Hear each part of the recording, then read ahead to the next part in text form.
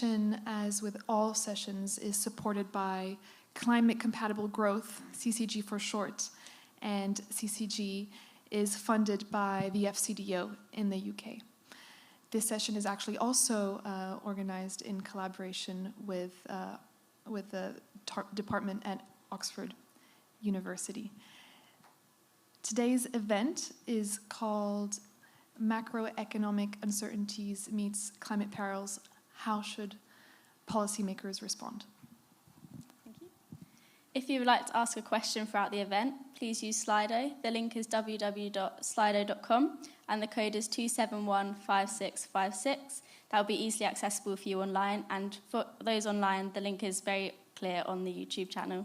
So without further ado, I'd like to introduce to you the chair of today's session, Brian O'Callaghan. He is the lead research and project manager for the Programme on Government and Investment, Policy and Investment for the Smith School of Enterprise and the Environment. Thank you, Brian. Thank you very much, and thank you to everyone online and everyone here in person for joining us today. The session comes at a really crucial point. The briefing, which you may have seen for today's event, notes that macroeconomic uncertainty, and we're going a little bit broader than that today, it's monetary uncertainty in so many facets of economic life is enormous. We have developing countries at risk of default at rates far beyond what we've seen in the recent past. We have an overhang from the COVID-19 pandemic that continues to affect many crucial policy decisions. We have inflation at record levels. We have a US dollar so strong that some developing countries are having to rethink their whole import-export relationships. Just the list goes on and on and on. The question is, how can policymakers deal with the long-term and immediate climate risks that we all collectively face, and at the same time support the economic priorities of their countries? And of course, those economic priorities are immediate, but they're also long-term. We talk about green growth in that context. This is clearly a deep and difficult topic and extends beyond the current time period. It's just particularly acute now. We thought it would be really helpful to bring together some of the world's truly leading experts at this intersection to give some context as we begin the COP negotiations. So, just as a briefing to how this session will run, we'll have 5 to 8 minutes for each of our presenters to speak about the unique contexts of their roles and how they see these issues at play. It will be quite a broad range of topics covered, given their own broad range of expertise. And following that, we'll have an opportunity for questions. We've already mentioned the online portal by which you can lodge those questions, and we encourage you to put them in as we go along. So, perhaps without further ado, I'm very excited and pleased to introduce my colleague and friend, Mr. Pekka Moran from Finland. Pekka represents the Finnish Minister of Finance in the Coalition of Finance Ministers for Climate Action, and he and his team, members of whom are also in the room today, have done a remarkable job in building a coalition of finance ministers who understand the perils of climate change and also understand the nuances of policy in that context. So, Pekka, perhaps you can explain from your perspective, how does our current economic environment intersect with our climate ambitions, and what are policymakers thinking?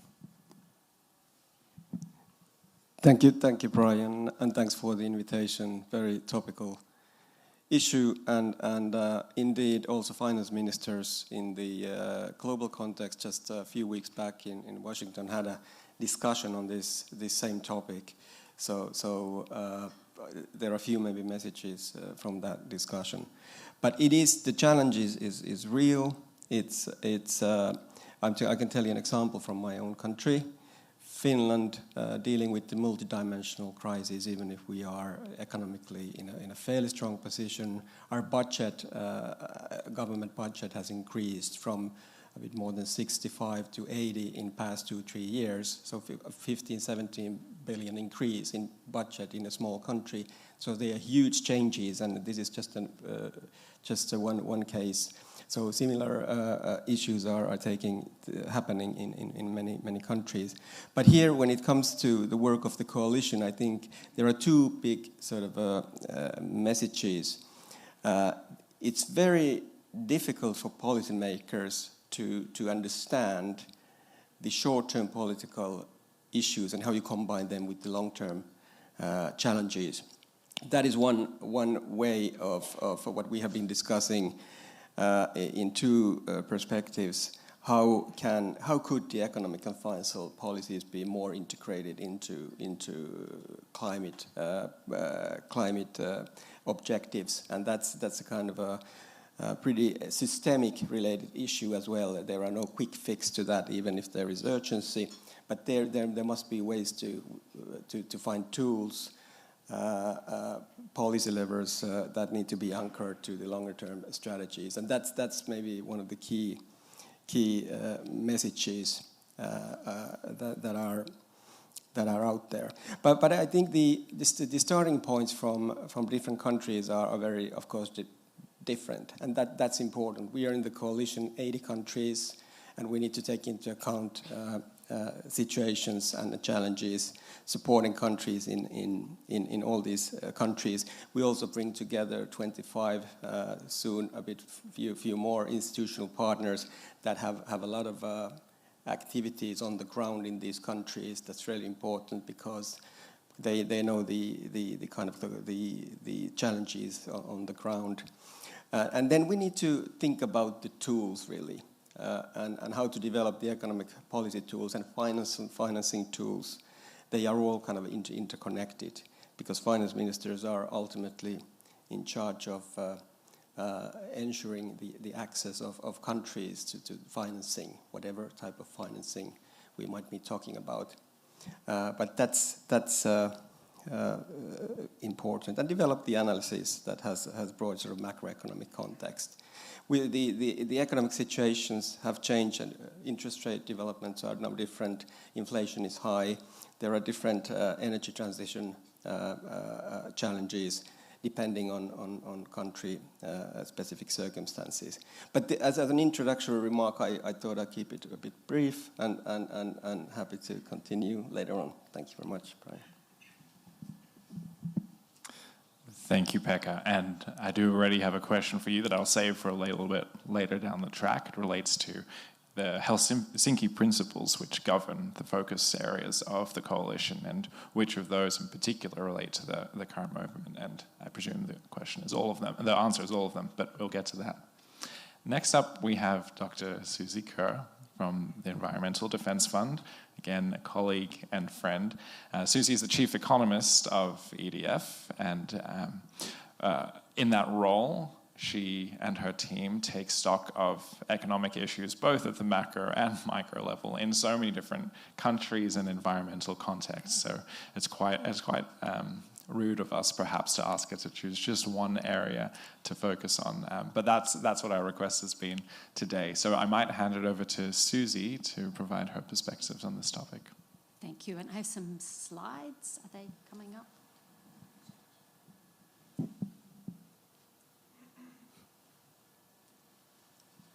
Not quite showing, but never mind. So I want to tell a tale about 3 countries where we have some work involved. So these are Mexico, Colombia, and Chile.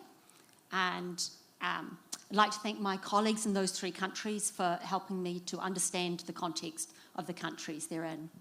So starting with Mexico, Mexico, like all of Latin America, has really struggled under COVID. It's been a terrifically difficult time. They are only very slowly recovering from that time. So growth has not bounced back as it has in some other places. They're facing the high interest rates, very high inflation.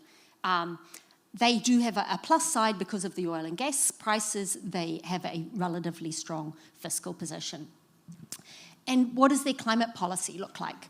So their climate policy is In some senses, well prepared. They have instruments in place. They have an NDC. They have a carbon tax that is available. It could be expanded. At the moment, it's very, very weak. But there's also some real weaknesses in their policies. They have high levels of gasoline subsidies, which essentially outweigh the carbon tax that they've got and are a big burden on the government. They also, more positively though, have engagement in the LEAF coalition around reducing deforestation at a state or a jurisdictional scale. And there are rumours that there will be an announcement during this COP from President Obrador, but I guess we will hear about that more in coming days. Colombia has actually bounced back a lot, though the growth is now slowing. It was sort of a rebound effect. Inflation again is high, energy prices are very high. Again, they have a relatively strong fiscal position.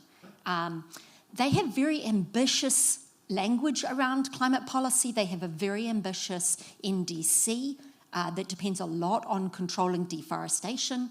But they've also recently announced some policies that could really make a big difference. So they've increased duties on coal and oil exports, which is a different approach. And they also have a carbon tax that they've recently expanded to cover basically all of the fossil fuel sector. It's still very low, but it's the basis, the institutional infrastructure is growing to be able to have an effect. They've announced a ban on oil exploration, but it's very shaky politically, so it will be interesting to see what they can achieve there. And they still do, again, subsidise gasoline very, very highly. Chile, macroeconomic situation's actually pretty good in many ways. The GDP has bounced back, but like us all, they're struggling with inflation. And they also, like Colombia, have a very ambitious climate president. So they have a very clearly defined NDC, defined in a budget, which is the way that we all define them under the Kyoto Protocol. They have a commitment to close their coal-fired power stations, and that commitment is getting stronger all the time. They're bringing forward the rate of closure. They are reassessing their carbon tax, so they have some of the pieces in place, but they're still not there. The achievement even of their NDC is not guaranteed. So what can they do that is more? How can climate policy actually help us right now while we are facing these macroeconomic and social challenges that everyone in that region is facing? So reducing fossil fuel subsidies, I know we've said this before, but it's still true and it's even more relevant now. That can be used to help fund the social spending and address the inequality concerns in these countries. Also, carbon tax revenue, the instruments are there, they can be strengthened, they can bring more revenue so that if or as the oil and gas prices fall, they don't end up with a fiscal hole. They can rebuild in positive ways. Rural sector rebuilding, renewable energy rebuilding. And one of the things that I hear a lot when I talk to finance people is that there's a lot of capital around, but there's a real shortage of fundable projects. So if these countries can invest in actually developing the fundable projects, potentially with support from outside, then they may be able to attract the capital that will bring the jobs and the recovery. Oh, I just hit something wrong. Can you bring that back up again? Sorry. Okay, so the final thing that they can do, which is close to the work that I do, is countries can engage, developing countries can engage proactively in global carbon markets, designing agreements that really work for them, that will bring resources to them in ways that have strong guarantees. So we're developing a particular model which we call climate action teams, but it's similar to other models that are being unveiled here at COP in the next couple of weeks. And the idea is that it's a small group of countries. It's not a general carbon market. So Chile, New Zealand, Canada, Switzerland, countries who all trust each other and have worked together before on other issues can get together and say, let's all try to accelerate our mitigation together. The key features of the agreement, are that they are results-based, so the payment is not for policies, the payment is for achievements, but critically that they are large-scale. So they're based on baselines that are estimated at the national scale or at a large sector or even multi-sectoral level, and the monitoring is done through the national inventories. There are also long-term agreements. It's aimed at transformational change. So it can support any policies, not just projects, not just carbon pricing or internal domestic markets, anything that the government of that country thinks will be really effective and socially acceptable to ease a just transition. It has multiple partner countries. New Zealand, where I'm from, is too small to support the whole of Chile's acceleration, but we can pair up with other countries to make a really big difference. And it's not just about money. It's about trust, it's about relationships between the countries, it's about giving each other political support, technical support, helping to build the capacity that we all need to move forward. New Zealand can learn from Chile as well as backwards. And it's critical that all of this is developed in close collaboration with the finance community, because they're the ones who have the real money. Governments can only leverage that larger scale money. So what is a climate team? Countries like these can, knowing that they're going to be trying to buy credits from Chile, they can invest their climate finance to help Chile develop their plans so that they will be able to actually deliver credits. There's a guaranteed minimum price, which protects Chile, and there's a guaranteed maximum price, which gives a reason for New Zealand to engage with Chile, because they are securing their supply of very good, their access to very high quality units. And then you have a way of managing prices between the two. And it's not just a price, it's an amount of money. So it's advance purchase commitment with potentially resources that are literally put into some sort of fund held somewhere. The New Zealand government can't provide this. When I talk to the New Zealand Finance Ministry, they're like, where are we going to get this sort of money from? But New Zealand companies have to buy credits under the emissions trading system, so they could instead invest in these credits if the New Zealand government will let them use them for compliance. And they do have deep pockets and large access to capital. And of course, any agreement, because this is a global commons problem, any agreement requires high levels of transparency to make it credible, and high levels of external observers to make sure that we're not all just creating ourselves an easy way out of our commitments. Thank you. Thank you, Dr. Kerr. You know, we often go to events like this and someone will stand up and say, what we need is a new innovative mechanism that brings a win-win solution to all parties involved. I think that's what I just heard. Susie, I also really liked your focus in framing on what countries want as opposed to what they should do. Everything you were saying is let's try to support a country deliver on the needs and priorities that they themselves identify and the pathways that they want in that process. I think that's just so important to getting to the output that we'd like. We're going to now invite Mr. Jean-Paul Adam to provide some comments himself. I love introducing Jean-Paul because his list of accolades is incredible and long. Firstly, he was an Olympian swimmer, which I love to remind everyone of. After that, he went into politics and spent time as the Minister of Finance, the Minister of Foreign Affairs, the Minister of Health for the government of Seychelles. And now he is Director of Technology, Climate Change, and Natural Resources for the UN Economic Commission for Africa. So clearly, Jean-Paul's purview now is the African continent, but that itself is a collection of many states with vastly different economic positions. So it'll be interesting to hear from Jean-Paul about how these various different positions are influenced by the macroeconomic environment that we're in, and importantly, how that intersects with their climate ambitions, which quite honestly are often a lot stronger than many developed countries themselves. So Jean-Paul, the floor is yours. Thanks very much, Brian, and You always seem to enjoy reminding me of my former Olympian past, particularly when, unfortunately, my current exercise regime is nowhere near as good. But it's a great pleasure to join everyone here, and I'll be speaking from the African perspective because the Economic Commission for Africa is focused on accompanying African countries in what is currently an extremely challenging circumstance. We are in a circumstance of, at best, standstill, and at worst, regression.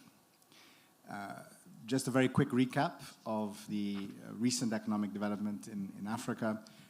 Prior to the COVID-19 pandemic, growth was very strong and robust across the African continent, of course with some exceptions. But it is true that this growth continued to be driven by essentially extractive-driven export with minimal value addition. There was some value nonetheless to this because it did create a large number of jobs, and there was, between 2000 and 2019, one of the largest reductions in poverty across the continent linked to this.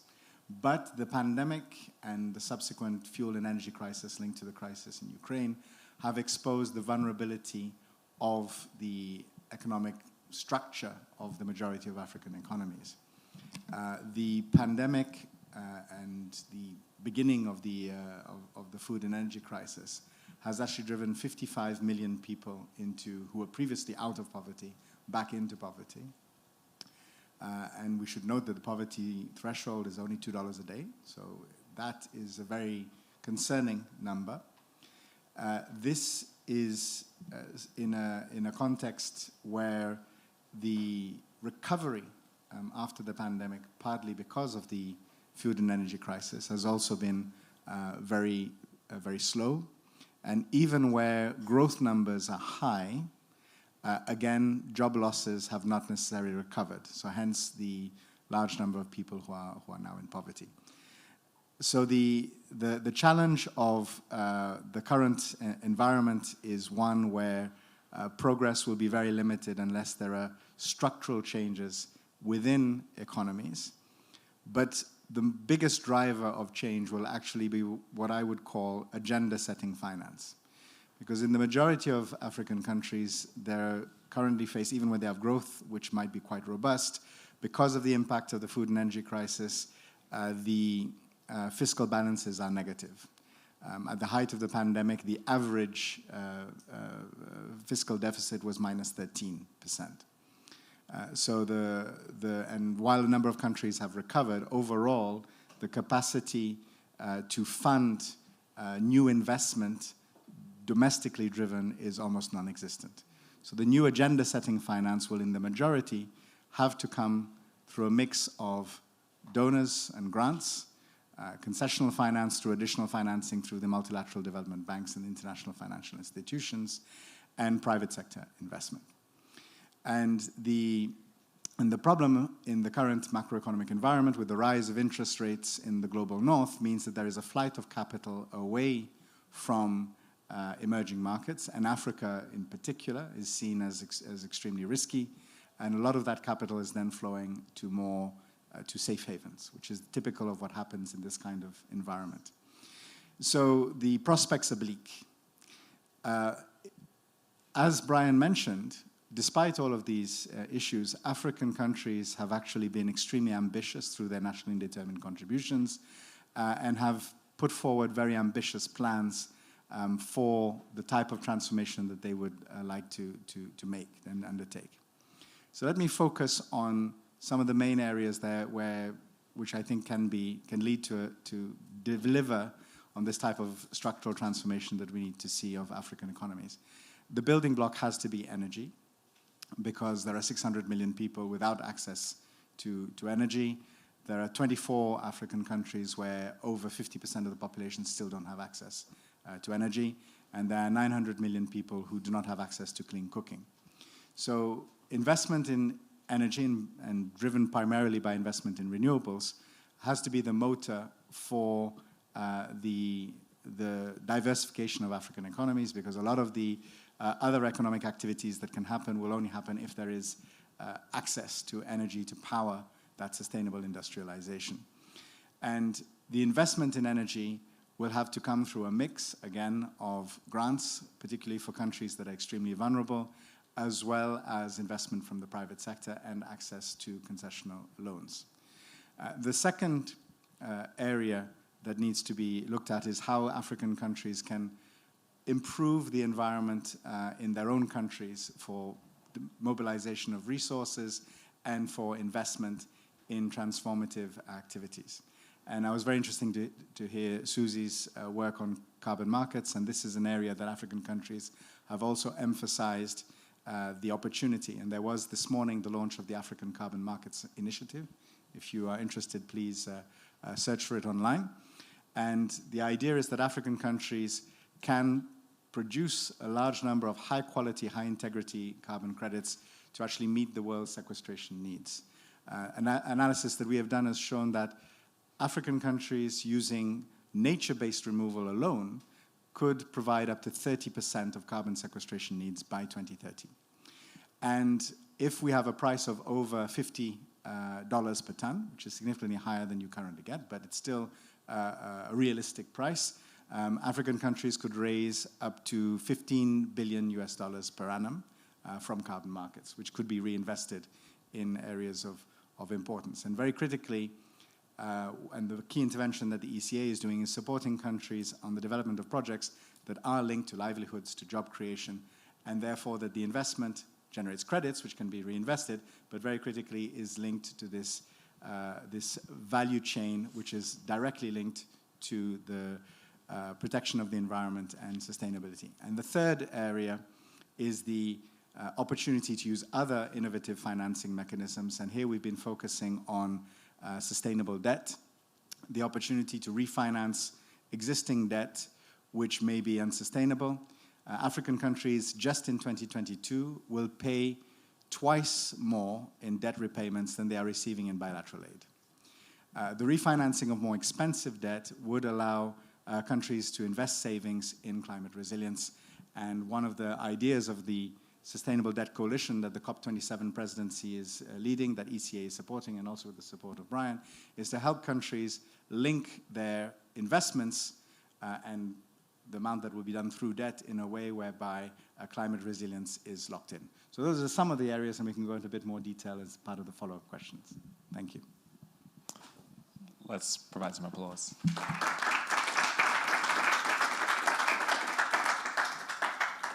Thanks, JP. I find often after conversations with JP, I ruminate on a couple of his phrases, these turns of phrases that he has a habit of forming, talking about African nations at best at a standstill, at worst in deep regression, talking about the biggest driver of change being agenda-setting finance. Those are things that I think we can all ruminate on. We'll probably return to in the questions. We're now going to move on to Professor Phoebe Koundouri, who she has more plates in the air than I would have hands to spin them.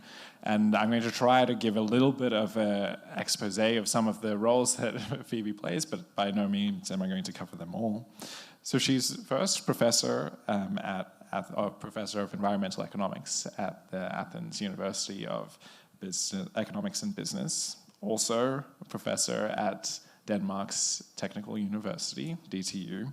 She founded and directs the Sustainable Development Unit at Athena. She is the chair of SDSN, a Global Climate Hub. She's a president in an academic sense. This is very impressive. She's the president of the European Association of Environmental Resource Economics, and most importantly to me, because it's where we met, she also chairs the Lancet Commission on COVID-19, where we've worked together on green recovery. So, Phoebe, you are distinguished, and we couldn't possibly request a particular topic from you. We would love for you to tell us what we need to know. Yeah, I'm going to stand here, Brian. It was a pleasure to work with you during the Lancet. Can I have my slides, please? You want me to open the microphone? I did. Is it better now? Okay, I'm gonna stand just to have better access to my slides. We worked with Brian and his group. His group at Oxford is an old acquaintance of mine. During my 18 years in the UK, we used to work very closely, and now we met during the last Commission for COVID-19, where I had the pleasure to lead the task force on green recovery. And I'm gonna give you some background on that, and I'm gonna focus mostly on Europe, just because we consider Europe as the leadership example for sustainability transition, because it has in place policies. So I'm gonna focus on that, but we have worked across the globe, and we understand that this is a global problem. So overall, like Brian said, and he's always very articulate, that's why I love working with him, we have many different uncertainties. We have the health crisis, the COVID, which is not over yet. We have the recession that derives from COVID, but also now coupled with inflationary pressures. We have the climate change crisis. We have the biodiversity collapse crisis, which is very serious because we depend on these ecosystems for production and consumption patterns across the economy and the society. And lately, we have a war in Europe, which actually increases the energy crisis, the severity of the energy crisis, and brings in food crisis. And in addition to all of this, if you see what is happening of the globe, we have a crisis of increasing inequalities, income inequalities between countries, within countries, and definitely between the developed world and the global south. And we are a cluster, I lead this cluster of institutions, which includes 5 different research institutions, 4 accelerators, and some networks with which we work in order to better diffuse our results. And the idea is that we work on research and many different research projects across the world, and the results of these research projects are accelerated as either technological or social or financial innovations through the accelerator, through our accelerator, so that they become the basis for massive deployment of the solutions. This is a technology-based sustainability transition. It can be made possible only through technological, financial, and social solutions. But the difficulty is not producing these solutions. We are very efficient in producing these solutions. The difficulty is massive deployment and deployment in the developing world and emerging markets. And there is where it's more costly to deploy, and there is where infrastructure and capacity is missing. So after we try on the deployment, we also understand that this is an era of a huge need for massive investment in reskilling and upskilling in order to keep the social cohesion, in order to engage the labor market in this transition, because if they don't know, if they are not familiar with the technologies, if they are not familiar with the concepts, they will not be engaging in the transition. So let me just say that within this context, Europe was quite efficient and clever, and building on the SDGs, the 17 SDGs of UN Agenda 2030, and the 169 targets within them, it produced the European Green Deal, of course integrating the Paris Climate Agreement. And the European Green Deal basically, as we all know, focuses on 2050 neutrality, clean tech leadership of Europe, a reduction of pollution, and of course, leaving no one behind. And it further developed the framework with the Recovery and Resilience Plan, which was a big win for Europe, because after the huge non-linearity of COVID, the Europe growth strategy remains to be green and digital. So in order to get part of the 750 billion euro in addition to the multi-annual financial framework,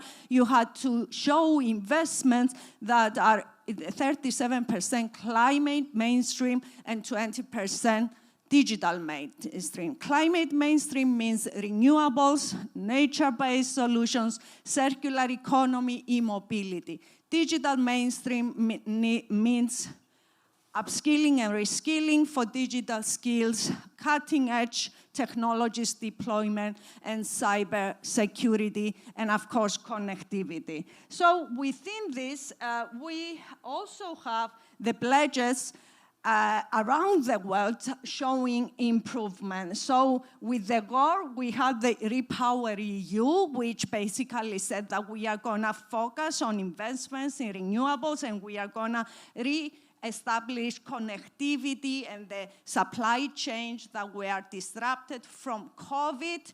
And this is what Europe is doing, but if you click in the last part, we can see that we are also, during the COPs, making progress for our climate targets. So here you can see that actually, if you bring together all the scenarios within the nationally determined contribution and other announced pledges, you see a 1.8 possibility of increase in global temperature. We need to try for 1.5, but we are making progress, really making progress. Please go back. So our Lancet report showcase a few areas where we need to focus in order to make progress. Please click in here. Here you can see a report that we are producing every year since 2015 as UNSDSN. I chair the European Hub and the Global Climate Hub. And in this report, we show that the last 2 years we have stagnation with regards to programs with regards to the SDGs. 17 SDGs, 169 targets, hundreds of indicators measuring each one of them. So this is our way to build investments, country-specific investments. This framework is quantifiable, measurable, holistic, systemic, integrated, and is our guide, our blueprint towards investing, towards producing, developing investment programs for each country based on the specificities of the country. Please, let's go back. Let me quickly tell you what are the areas where we want to focus with regards to green recovery. Energy sector, obviously more minerals-based energy production, storage, and distribution systems, very important. The agricultural sector and food sector have to be directly linked to environment and ecosystems. Urbanization's growth should be managed sustainable. The health sector should invest in recovery packages, in strengthening health systems and increase regulation on risk sources, and research and development for geoengineering is important because we are at a stage that unfortunately we have to work on removing CO2 from atmosphere and blocking the sun and so on. So I will close by showing you some results that indicate how useful the SDG framework is. And this is a results based on Europe. Now we've done some machine learning exercises in order to answer a few basic questions. Does the European Green Deal support the SDGs? And remember, these are just the hundreds of thousands of pages of the policies that detail the European Green Deal. This is not implementation. This is the goal of the European Green Deal. And we can show quite vividly that climate action, industry innovation, affordable clean energy, responsible consumption and production, and decent work and economic growth are supported. Please go back. And actually, if you try to categorize the possible effect of the European Green Deal on transformation pathways, and this is crucial. Here is what you get. Please click on here. So we have a methodology that categorizes the 17 SDGs and the targets within them in 6 transformation pathways that are consistent with the structure of ministries in the countries.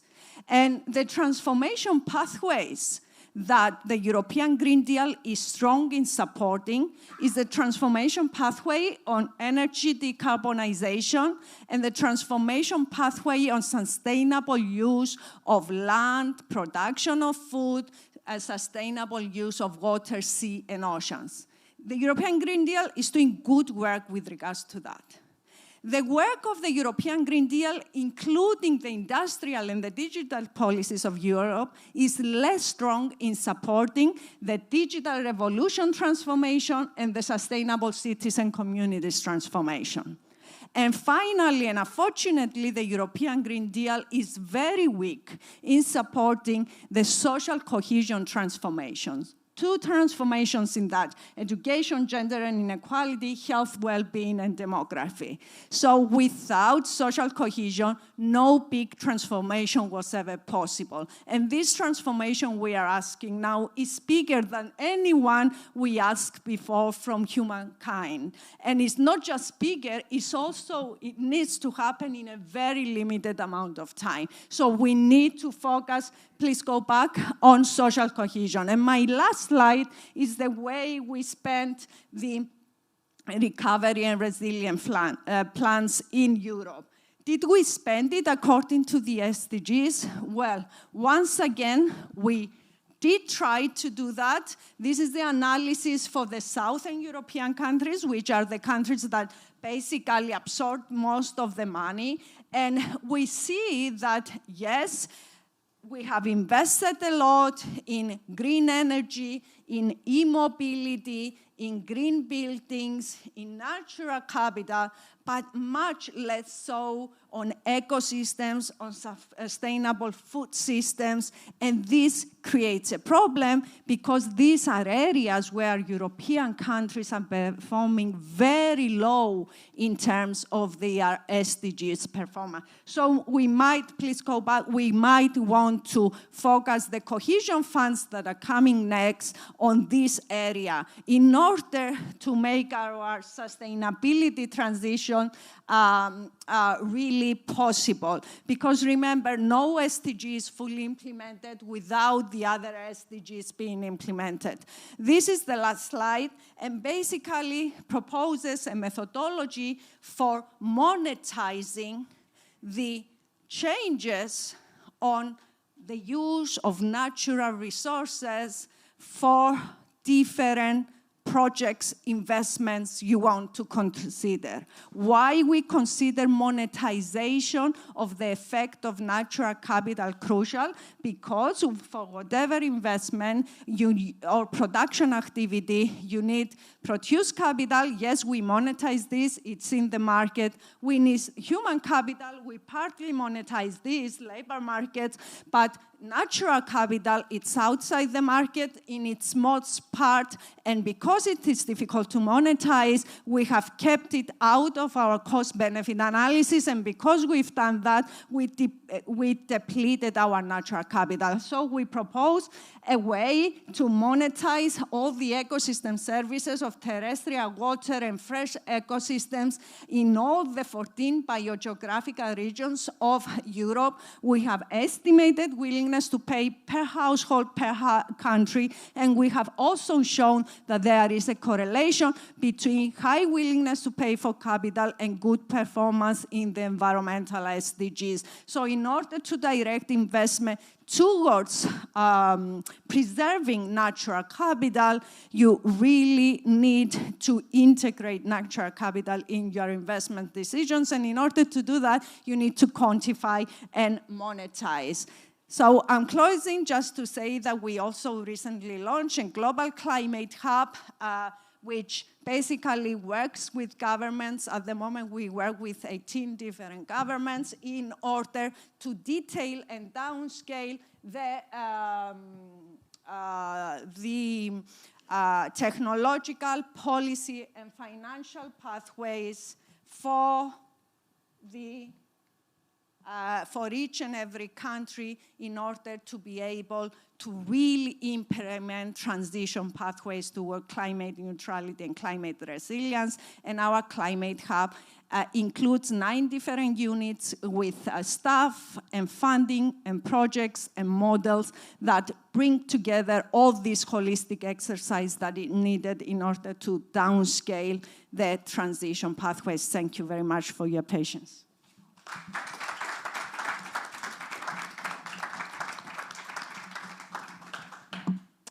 Thank you very much. Is it on? Yeah. Thank you very much, Professor Koundouri. Your optimism is inspiring, and I think we all, certainly I, have so much to learn from you. Thank you for those slides there. One piece that you mentioned in opening, and I reference it again here because it relates to the next speaker, was on the superimposition of different crises. You had that first slide with the different waves, COVID-19, within the wave of climate, within the wave of biodiversity loss, within the wave of war. Our next speaker, Dr. Nicola Ranger, tries to unpack what the fundamental drivers underneath all of those different crises might be in regard to our response. So here we're talking about resilience, which ties into your social cohesion pieces, and we're talking about a bit more too. So I wonder if we can get, oh there, Nicola, you're on the screen, we can all see you. Thank you so much for joining us. Dr. Nicola Ranger is based at the University of Oxford, and I believe currently in the UK. She is a very humble and world-leading expert on adaptation and resilience and its interaction with economics. Of course, she also has expertise beyond that. She currently consults to the World Bank as well as a bunch of other institutions. So Nicola, we'd be delighted to hear from you in regard to what we can learn from the current crises, the many crises, and what we can learn from them with regard to future preparations. Hi everyone, good to be with you. Can you hear me okay? Perfectly, thanks. Wonderful, wonderful. Well, thank you so much for the invitation. And I'm really delighted to be part of this session because usually I sort of wear 2 hats in my role. One is I work a lot with the World Bank and the IMF and others on dealing with shocks and financial crises. And then I have a very different hat, which is talking about how we mobilize investment for adaptation and how we bring adaptation more into financial decision making. So I'm absolutely delighted that this session now allows me to bring together those 2 perspectives. And I think this is incredibly timely that we're talking about this. And I really welcome the comments from the speakers. I think what I would like to talk about though, so I think in terms of the current crises, there are some really obvious points that come out. The point that the key thing about needing to move much faster and harder, both on investment in low carbon development and in adaptation, and that those will deliver many benefits in terms of building our resilience to these types of shocks in the future. I think that's a core message, but I want to focus on another message that we should learn from this. I would like to propose that these current crises mean that we need to completely rethink our approach. I think that we have to stop treating climate change as an isolated issue. I think we need to stop thinking about a transition. I think we need to start thinking about a resilient transition. So we need to start thinking about how do we build systems, financial systems, a global architecture, national planning that accounts for the fact that we need to transition, but we need to transition in an environment of increasing shocks. So it needs to be much more resilient. And I think that's actually quite a different, potentially, set of measures to do that. So I'm going to make 3 points. So one is this new approach. The second point is that the need to prepare, have systems in place beforehand to prepare for these shocks.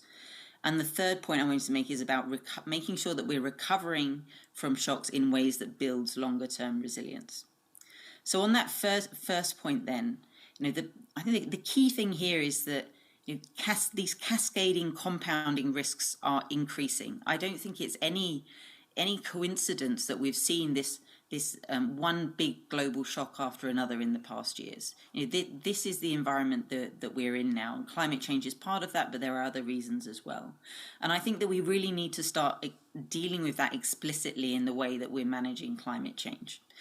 So that has implications both for high-income countries and also for low-income countries.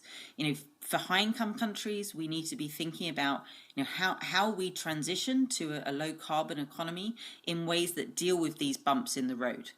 I do a lot of work with banks, for example, at the moment on greening finance. And the thing that they're all learning from this is that they need to be dealing with these bumps in the road. So they need to be thinking about how do we put in place plans to be transitioning to net zero, but accounting for these bumps in the road. And that requires quite a different approach. It means that as well for governments need to be prepared that this transition will not be smooth. We will see energy shocks like this, and we need to be prepared for that and ensure that every time that an event happens, it doesn't set us back in terms of our climate goals. So being prepared for that ahead of time. And then for emerging and developing economies, I think the key lesson from this is about these compounding crises. So we've done a lot of research with collaborators around the world that's tried to look at how different crises compound together and the impacts of that. So, for example, during COVID, we did a lot of research looking at what would happen if countries are affected by a climate shock at the same time as the pandemic.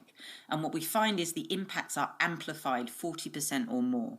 So the impacts of the combined shock is 40% more than the adding the two individual shocks together. This is a massive compounding effect, and we need to deal with that explicitly in how we're building resilience to shocks today. And it's particularly important for the fiscal risk management side. And the point was made earlier about the debt sustainability challenge. That has to be a key part of this, and we need to be thinking about not just creating fiscal space for countries to make the investments that they need to make, but allowing them to be prepared to deal with these types of compounding shocks that we'll be seeing in the future. So that's my first point about this need for a very different approach. So what does that then look like in practice? So my second point is having systems in place to prepare for these shocks. Let's take finance. So finance came up as an important part in some of the previous interventions. Yes, finance, I think, is absolutely critical for this. But at the moment, a lot of the financial sector is focusing on how do we align our finance with net zero goals, which are absolutely critical. But actually, the Paris Agreement, Article 2.1c, says they should both be aligning finance with net zero, but also with climate resilient development. And nothing has happened on that. Let's be clear. Financial institutions are not acting on that. And so I really feel that we need to be moving much faster and harder, and this will ensure that financial institutions, as well as aligning finance with the net zero transition, are doing that in ways that also builds resilience. To give you a statistic on that, we'd looked at just the FTSE 100 index in the UK. 60% of the FTSE 100 companies, 1.8 billion in market capitalization, is in areas that are potentially having a really big impact on global resilience. So if those companies are not accounting for that impact, that's setting us all back in terms of meeting both our climate goals and broader resilience goals. The other area is having systems in place to deal with the shocks. Having sort of risk financing systems in place, for example, dealing with the growing debt crisis. And then just a final point then on this, how do we recover in ways that build resilience? So building on the excellent work that Brian and his team did last year, looking at the green recovery and how mitigation is integrated into that green recovery. We've also recently done work on to what extent is adaptation and resilience integrated, quite similar to what we heard from professor in the last intervention for the SDGs. We've done that globally and looked specifically at adaptation. And what we find is that actually only about 10% of recovery finance is aligned directly with adaptation goals. And why is that? Is that enough? These are open questions. So I think that has to be a critical priority, making sure that when we're investing in this recovery, that we are doing it in ways that build long-term resilience, because our evidence shows that just isn't happening at the moment. And I'll pause there. Thank you.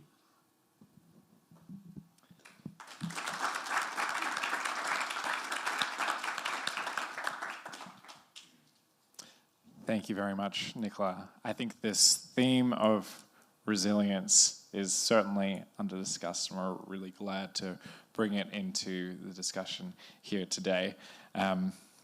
The transition in resilience that you talk about acknowledges that our interconnectedness is leading to more and more shocks. And just a personal observation, and Nicola, you alluded to this, it's not just about shocks in the climate community, and it's not just the climate community that's thinking about that. Think about all of the banking sector reforms at national and international levels that have been going on since the 2008 crisis. Think about the effect of altruism community and their constant focus on existential risk and doing something about that. So this is clearly a theme that is coming up in different corners, and as Nicola says, I think it's really important for us to unite them all together. So Nicola, thank you for those interventions there. I hope that we've had an opportunity as an audience to think through some questions and perhaps put them online, or maybe you can raise your hand in just a moment. As you consider those questions, I thought I might open with one, and it is quite a selfish piece, because it relates to fiscal policy, where I do quite a lot of work, but I know that many of you have alluded to various different fiscal policy measures here. So I'm wondering, and we might go one by one, but you certainly don't have to provide a response. How does the current crisis influence how governments should tax and spend? And we've talked about some potential solutions there. So if we know some solutions, why aren't we making progress on those pathways? Pekka, it's been a while since you spoke, so I might start with you, and I know that one of the Helsinki principles speaks directly to this topic. Thanks, Brian. Maybe before I comment on that, I would like to, refer to the excellent speeches that we just heard before going to the Helsinki principles and your question. The point really is why finance ministers are more and more coming to the COP meetings is exactly that we need to rethink the approach, and that there is a big structural reform pressure. And all these changes, the transition, will have huge impacts on our economies, fiscal policies, fiscal situations, and financing. And there is an observation generally that, and a question coming to the finance ministers, that you guys are walking around with pockets full of money, so you are kind of helping to solve this problem. That is really a big misunderstanding there, because we are actually working on how to solve this transition challenge with the lack of financing globally, and the fact that actually 70% or so from the transition must come from the private resources. This is assessment we have done in my country. So there is a lot of this enabling environment that needs to be created that is really the key. And where we are now, and I'm coming back to your question on budget policy, that we first need to understand, this is what we have been doing in the coalition, what are the actual risks? Because if we had a discussion a few years back in a head of a budget department in my country, he said he cannot understand the climate risks and the way they could transform into our economy, because there are quite multiple channels. So that's why we have also done in the coalition work on how the climate and nature related risk can transform into our economies. And that's the first thing, to understand. Then the other is to plan. And the third is to act. We cannot act if we don't understand what problem we are solving. And as came out from the presentations, that's why I kind of like also the EU presentation that you were giving, because it shows that this is a massive, complex challenge, and no one is really, it's difficult to lead this process. So that's why we also come to the governance-related issues. And when you want to take the budget, the budgetary public finances, financial management, there are a couple of things that need to be done if you want to take it to the next level. You first need to have political commitment to actually do that, because that's not nice. There are many things that are not so nice when you start going deeper into your subsidy structures. So you need to have tough political decisions. You need expertise, you need to have data, IT systems, you need to change your budget, maybe where you process your budget and where you actually work with other ministries. And finally, the governance. You need to have kind of governance structures that support that. I think I stop there.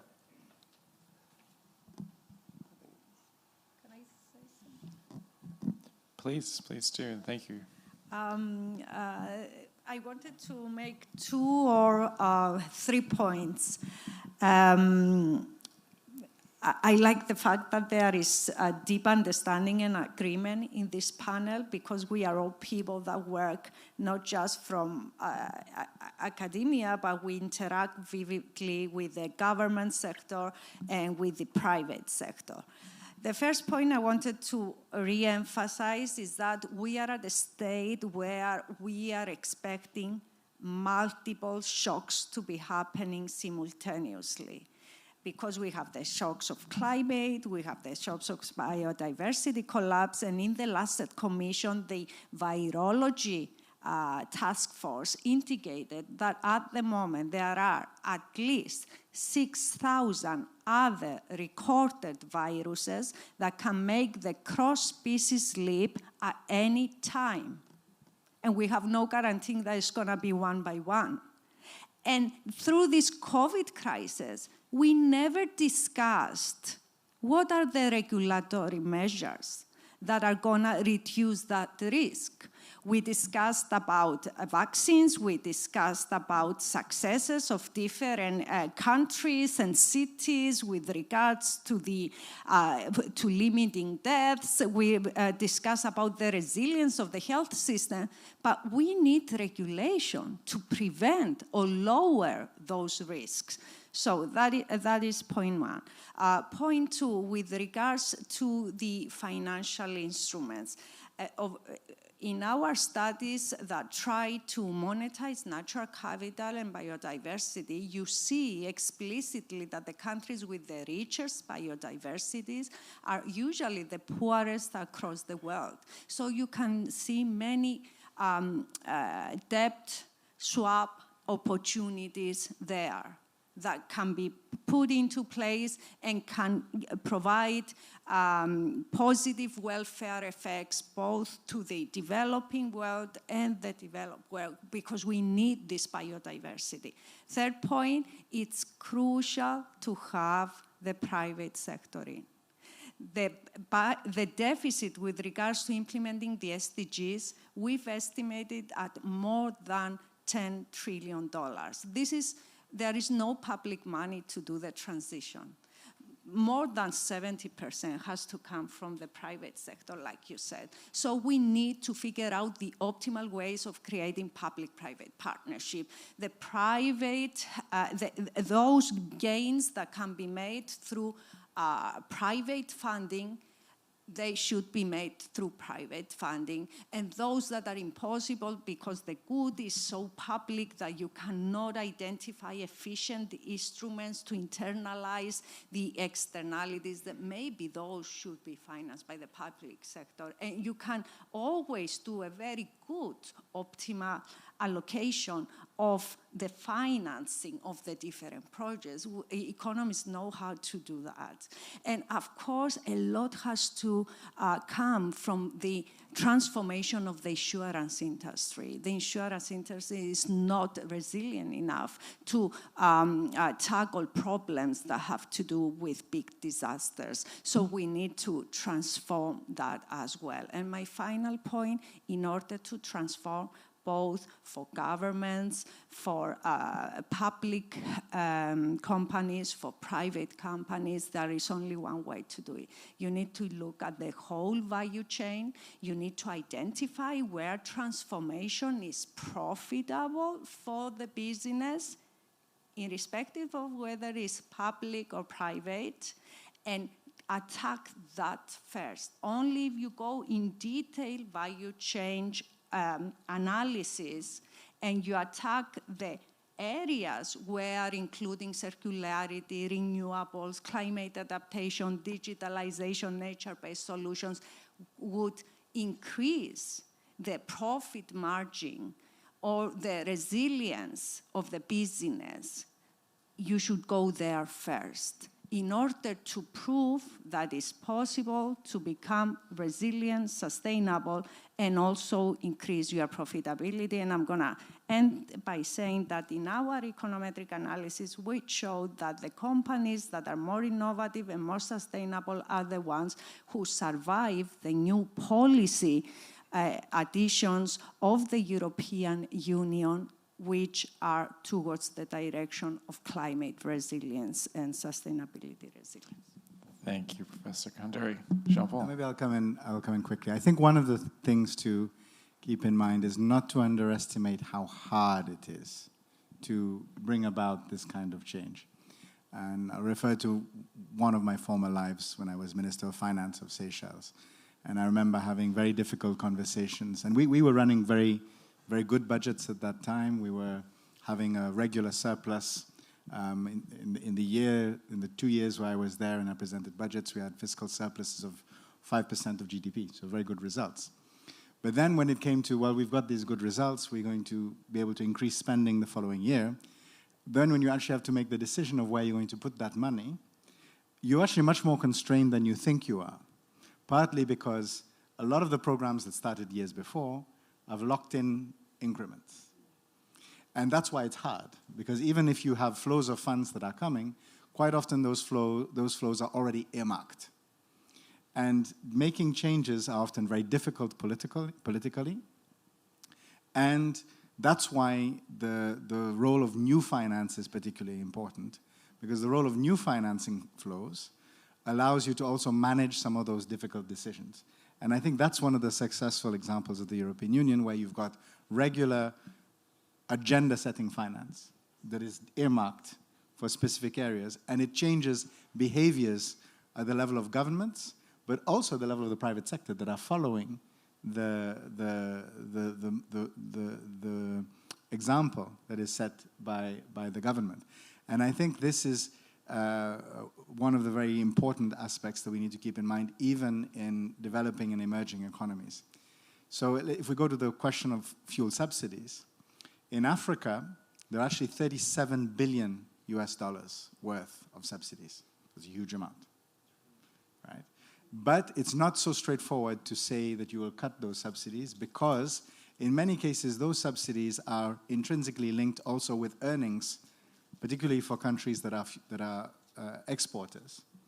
And the subsidies are sometimes indirectly channeled, but touching those subsidies then affects, in many cases, the earnings that governments have. There's also an impact, and if we take the example of Egypt, that very commendably a few years ago started a process of removing fuel subsidies. But it's important to understand the challenge of doing so, because the fuel subsidies were designed in theory to support the low-income families. The reality is the big beneficiaries are not those income families, but it's almost impossible to reform it without having some impact on those low-income families. Specifically, the price of bread goes up. And there are other methods that can be used, but it's not easy to implement. Whereas if you have a new form of finance that, for example, is linked to the, let's say, to sustainable agricultural production, you can often then divert, you can create new jobs, you create new flows of incomes, and often you can increase even your receipts from taxation through value-added taxes and so on. And it is often then easier to manage the change if you have this new form of finance. And the final point I'll make is touching on the point about insurance, which again is very important, because particularly if you want to have resilience for external shocks, And in the African context, there's an organization called Africa Risk Capacity, which does a fantastic job. They're very efficient in terms of supporting countries that have actually paid into this scheme, but a large number of countries can't afford to pay in. But when we've looked at the cost efficiency, if we were to have a certain amount of grants for the extremely vulnerable countries to pay into the scheme on their behalf, it would still save everyone a large amount of money. It would save donors a large amount of money, and it would save these countries a large amount of money. So those would be the quick points that I would make, but never underestimate the power, particularly of new flows of financing, because that's how you set agendas more easily than trying to change entrenched systems. Thank you for the practitioner-informed perspective there, Jean-Paul. Very helpful. Susie. Thank you. I want to come in very Sure. much on what Jean-Paul said and on how incredibly difficult it is to do what seems obvious in a textbook, which is to stop subsidizing the bad things and start taxing the bad things instead. But I guess I wanted to bring a positive story just so we can be more optimistic early in COP. Going back to my own past in the 80s, working in the New Zealand Treasury, when New Zealand almost went bankrupt and faced a major crisis, as a result of which we took off huge subsidies on our agricultural sector, which nobody else really in the world, I think, has managed to do so well. And we were able to do it because we had to. And that was a really good driver, which is sort of additional to the new money sort of story. So sometimes governments have those opportunities where, yeah, exactly, never waste a crisis, and that gives you the possibility to move forward. So we should be looking for those opportunities.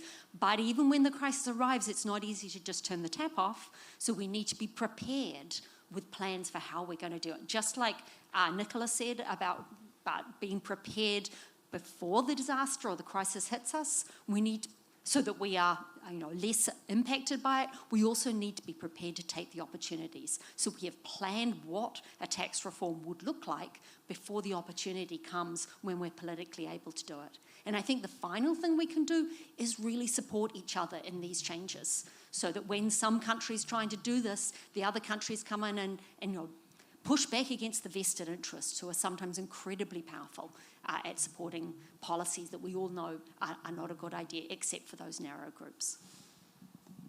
Thanks, Susie. Nicola, we just wanted to check if you would like to come in, or...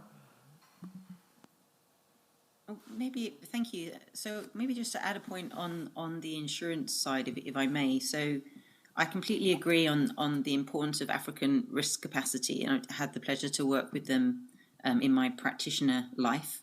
I think one of the, and this links back to Susie's point as well, that the other really, really important thing about African risk capacity is the planning and preparedness side of it.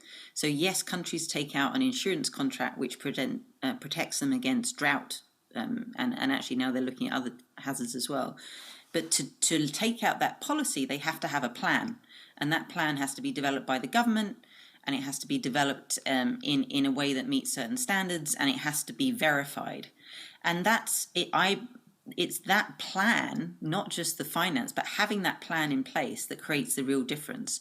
And I do think now that we can learn from that, and as we're thinking about how do we better respond to shocks globally, start thinking about what types of other shocks could that be used for? So if we look at what's happened, for example, in the current crises, countries are dealing with a big food price shock, an energy price shock. This is having a massive fiscal impact on many countries in Africa, as well as a social and economic impact. Having plans in place before, and as Susie said, perhaps that's for what policies could be introduced when this happens. How will subsidies be used in an efficient way, and how will they be efficiently taken away when they're not needed anymore? But having those plans in place would prevent the sort of, shall we say, sort of delay in decision making that we've seen in I think every country in dealing with this unprecedented shock, that helps funding to flow and support to flow to those people that need it in crises. And I really do feel that these ex-ante, both planning and financing instruments, really need to play a big role now as we think forward about how we deal with these shocks. Thank you, Nicola. I've just seen a whole list of online questions for us to jump to, and there might be additional in the room. Perhaps before we do that, I wanted to make one of my own very brief comments on this fiscal question, and that is just to say that this is not necessarily a case of looking for investment opportunities that only support climate. In many instances, there are already allocated flows that can be made more resilient or improved in some way. And certainly there's a role for the private sector to play, and it's an enormous role, and it's larger than the public sector role, but we shouldn't underestimate the public sector role in crowding in private capital, and also the amount's quite large, right? COVID-19, $17 trillion. Phoebe, you mentioned that it would take 10 trillion, right? $17 trillion. Obviously, we're not going to make all of that 100% investment in solar plants, but a large majority of that can have resilience-based or climate-based tinges, let's say. Okay, let's jump to some questions. If there's anyone in the room who has asked a question online that wants to instead ask it by voice, let us know. Otherwise, I might just read out a few online. So I'll read out a few questions. A bunch of them are specifically directed to panelists, and then provide the opportunity to respond. First question, how would anyone on the panel separate the definition of resilience versus sustainability? Are they the same thing? And should there be resilience development goals? A question directed to Nicola.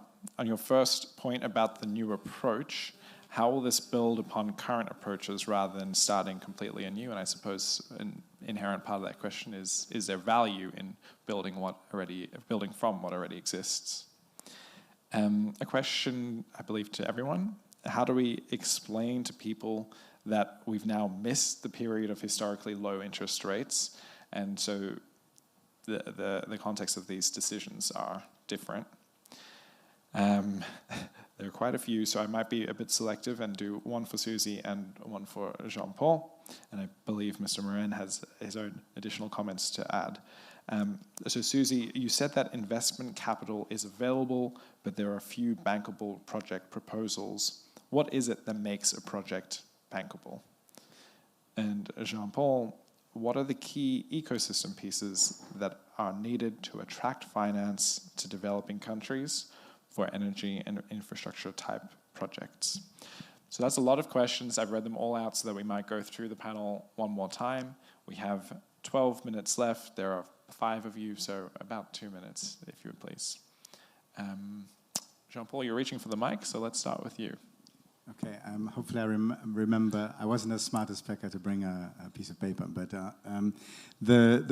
maybe the first question about the historic window of low interest rates, maybe not specifically to me, but I think that this is a huge challenge for developing countries, because already even in the low interest rates world, developing countries were playing, and that we talk sometimes about the Africa premium. The cost of investing in Africa is significantly higher. Egypt, for example, did its large-scale green bond for investing in solar plants. It paid around 5% on its green bond. Similar bonds in the OECD countries would be 1% or even lower at the time that Egypt did that.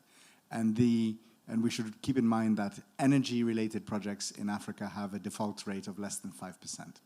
So there is this risk perception which needs to be addressed. And I think certainly in the current environment, that leads to the ecosystem question. I think we have to just be very direct. In the current environment, if we want to have private sector investment in emerging economies, and if it has to happen immediately, there has to be blended finance, risk reduction, and guarantees deployed to allow private sector finance to be crowded in. There's some very good examples in Africa. Morocco have done domestically based green bonds that have floated on the local market, but it was supported by partial guarantees from the European Investment Bank. So they achieved very good interest rates. They've managed to invest. They're currently at 32% renewable and will be at 52% by 2030. So very ambitious programs linked directly to finance, supported by international finance to make private finance affordable, as some examples. And maybe I stop there. What were some of the other questions? I think I missed one. I can leave the others for other people. Yeah, okay. Yeah. Okay, I can quickly say something. I'm going to just say something quickly because I know I talk too much. So basically, the resilience and sustainability issue. There is no sustainability without resilience. Resilience is the ability of an ecosystem, of a system to regain its organizational structure and function after a shock. And given that our crises are coming into shocks, our job is to make our transition to sustainability into a pathway that at first is resilient to these shocks, and at second, it has the explicit goals of sustainability. So the two tango together, and once again, because after the EU recovery and resilience mechanism, everybody reinvented the resilience. Resilience was in the economic models since the 70s. We are working with the resilience. Sustainability includes the resilience. There's no other way to think about that. And with regards to inflationary pressures, I was one of the weird people that 2 years ago started screaming that all this expansionary monetary policy, unprecedented and untried before, could be dangerous. And I was actually talking with senior officials from IFS who said, Phoebe, we have the tools now. We know now. We can control if it emerges. We tend to undermine possible shocks, and this should be a lesson if we try to retain these inflationary pressures, because we have to do that before start thinking about expansionary fiscal policies that we need, a new fiscal space that we need. I agree with you, this is the faster way to make transformative change, but we need to sort out the inflationary pressures. And as an economist, I can tell you that we don't really have explicit answers. We have tools that have functioned well in the past, but we never know with a reasonable degree of certainty that we can control inflation. Thank you. Nicola, we keep leaving you for last, so why don't we give you the opportunity to speak here? Thank you, and let me just fully endorse Phoebe's explanation of resilience versus sustainability, which is a bugbear of mine that they're treated separately, because they are, I see, two sides of the same coin.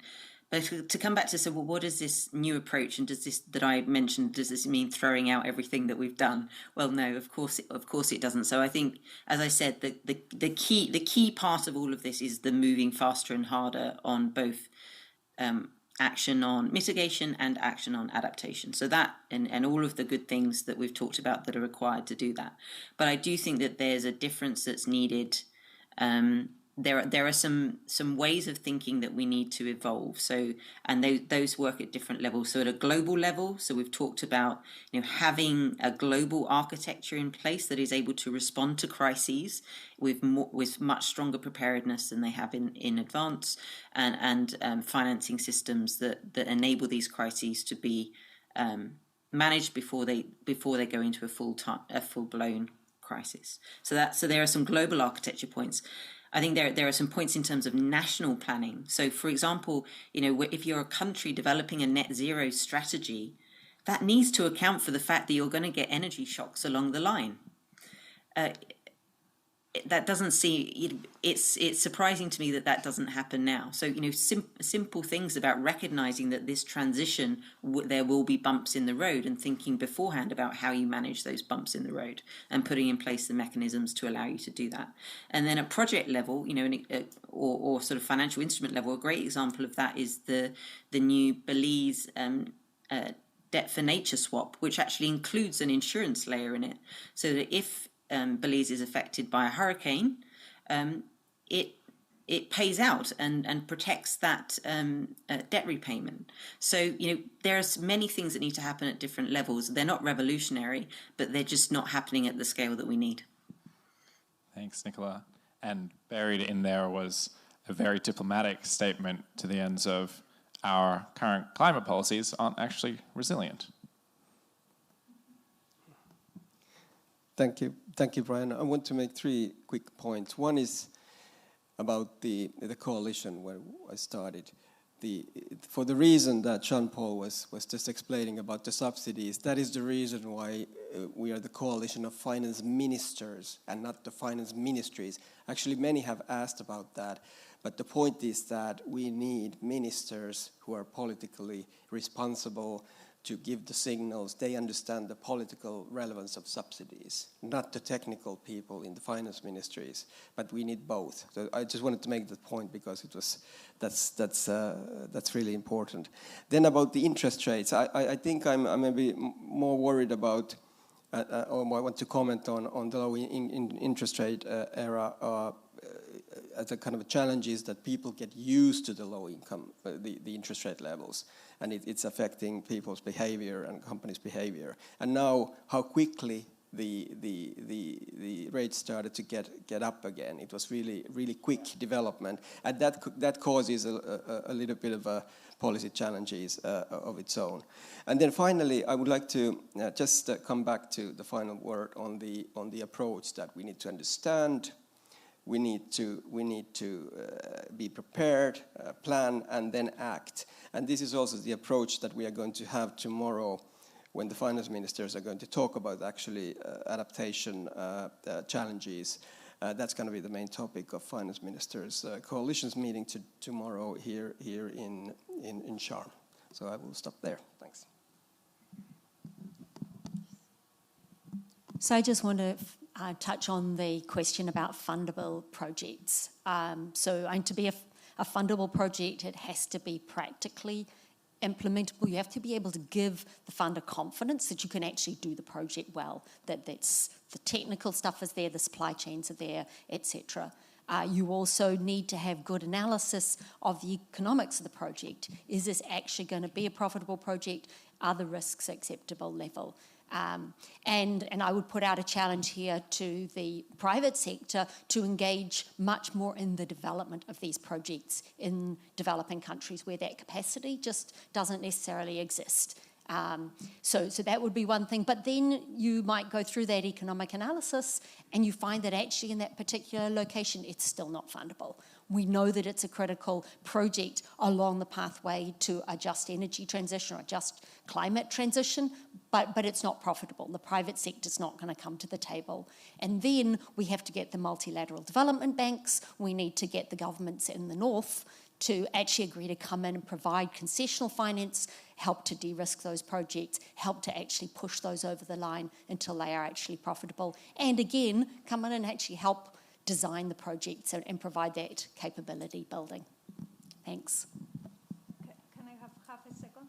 Just half a second. Of course. On the understanding and being prepared, like you said, it is crucial to identify the science-driven approaches, the need for a solid interface between science and policy. And nowadays, we have enough science and technology to activate the policies, and with the increasing number of open science and sensoring and geospatial data and infrastructures in situ that can give us real-time data, really science and data can inform policy making in unprecedented ways. Well, according to my watch, it is exactly 12:30, so we've done very well here. Thank you to our fantastic panelists for making their way to this convention center to speak with us. Thank you to the in-room audience for coming outside of the venue to spend some time with us. And thank you, of course, to our virtual audience, too, for tuning in. I don't know about you, but I just learned a lot. I was looking forward to this panel for many weeks. Speaking with any of these individuals is always an opportunity for learning, and I'm going to be certainly reviewing some of those slides and maybe even coming back to the recording in the days to come. So thank you everyone for coming down, and thank you in particular to the funders and sponsors of this event, which is the UK Department for International Development, in particular through the Climate Compatible Growth Group, and then the University of Oxford. Thanks very much.